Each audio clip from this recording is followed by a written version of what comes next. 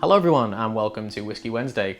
The reviews you've all been waiting for. These things have been hyped up for so long, whether just through word of mouth or what is happening with them, and the dangerous and sometimes debate-driven word which is terroir, which we'll move into a little bit later.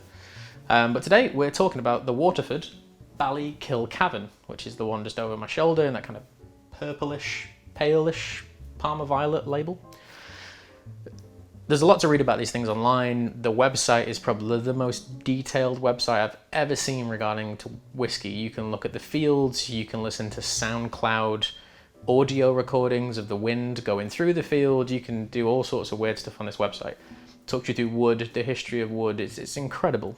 So I'd highly recommend you check out the Waterford website if you want to really delve into the intensities of it all. This is purely here to give you a kind of bullet point scenario of what these whiskies are, the wood influences in them, what they taste like, what I think they score, and just a few interesting topics about terroir and if you agree about them. So this is the Ballykilcavan. This is a 3-year and 11-month-old whiskey. So just underneath being 4 years old as a style, 50% ABV, natural colour, no chill filtration. As is the same with everything Mark Renier is involved with, whether it be Bruichladdich or whether it be Maury McDavid back in the day, his wine industry sort of start back in a couple of decades as well. But it's spelt whiskey the Scottish way. There's no E in it, even though it's Irish single malt. It is double distilled. There is no triple distillation involved. And at any one point within this distillery, they can have 40 different types of barley from 40 different fields all over Ireland, which is where that terroir style comes into it. But in terms of the cask makeup, I've been trying to read through the internet for days, just trying to get a very concise idea of what the cask makeup of this is. So for the 1.1 edition Ballykilcavan, it's 45% first fill American oak, 37% French oak, and 18% du natural, which I believe is just a type of fortified, well, it's a phrase for fortified wine. So it could be sherry, it could be port, could be many things. It doesn't state what it is with this, but with the Bannow Island release, it does state that it's Oloroso sherry, I believe. But in this, it just says du natural, so we're not sure what that fortified wine is. So yeah, those are kind of like the key bullet points with it. It seems weird to take all the information we read and break it down into those, but those are the raw statistics. Just about a little thing on terroir, because that's the debate part of everything. Whiskey distillation is significantly more intense than wine distillation. Terroir is a phrase that comes from the wine industry typically, and I believe if you source all of your ingredients within 100 square kilometers of your distillery, or your bodega, or your vineyard, you can class that as like a terroir-based style, but it's based on soil density and pH levels and sunlight and the gradients of the hills in which everything's grown on. Now, cask influence can come through, but after distillation of whiskey, you could argue the nuances of individual barleys can be lost, especially when you get into cask maturation for 15, 18, 20 plus years. With American whiskey, obviously, it's much hotter, so the corn tends to pull through and it's such a distinct flavour corn. The interesting point though is peat. Peat happens before fermentation, it happens before distillation. That flavour still pulls through. It's a very powerful flavour, which is why it cuts through.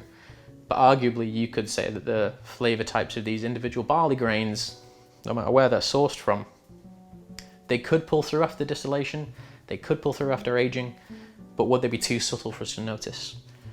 There's a great debate from Nick Morgan from Diageo and Mark Renier from Waterford, formerly Bruichladdich. Online, you can check it out. There's a load of write-ups about terroir and if it's actually a thing within whiskey. But that's the important part of topic with these products. It's what they're aiming for, to make Irish whiskey and whiskey in general just a little bit more open and available for different environmental sources. But nonetheless, let's smell, let's taste, let's get on with Ballykilcavan.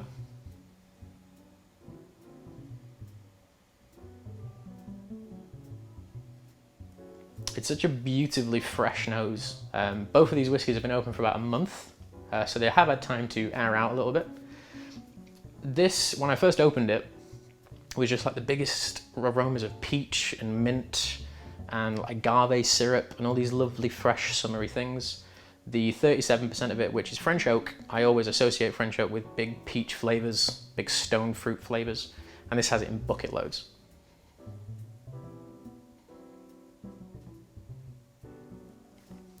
Underneath those big juicy ripe fruits are earthy notes, but nothing that's as hostile as maybe peat. You're talking about flavors of like hay, malted barley, like barley grist. If you've ever been through a distillery and smelt the grist, it is this wonderful kind of just alluring floral kind of smell. And then there's a beautiful honey tone running right through the middle of it between these barley notes and these big juicy fruity styles.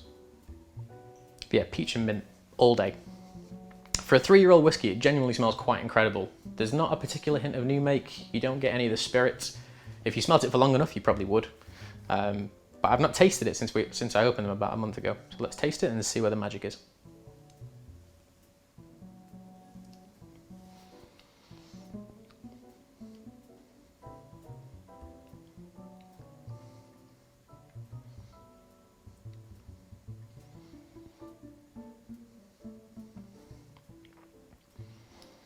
Gently spicy, quite a lot of milk chocolate, very creamy, very approachable. Gentle pepper spices, but still loads of like sugary fruits, almost like fruit syrups. Certainly mango, certainly peach. A little bit of pineapple. It's got a nice summer feel to it. It's light, it's clean for 50%. And only after a couple of seconds after swallowing it is that when I'm starting to get that little bit of heat, that kind of green youth, or youthful, I should say, white pepper tang, like right at the back of your tongue as it's almost down your throat. That little bit of new mix spirit just pulling through right at the end.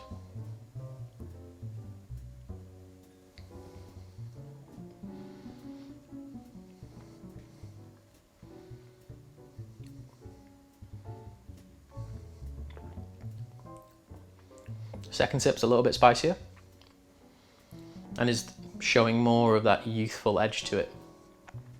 I think the first smell and the first sip, you get so many different things thrown at you with these big fruity flavors, in contrast to those light earthy flavors. Second sip, you are concentrating more on the youthful side of it, but it's not unpleasant for something that's just below 4 years old. There is quite a lot of flavor packed into this. One more sip, then we'll score it.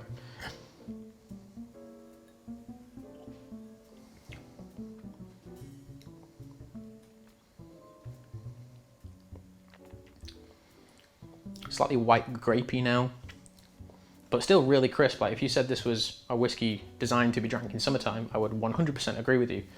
The day in which we're filming this, it's like 27 degrees outside. It's particularly humid. It's not rained properly for like a couple of weeks, which is unusual in Manchester. And this is like just cutting through the kind of the weight of that humidity and those kind of thin layer of sweat you develop in that weather.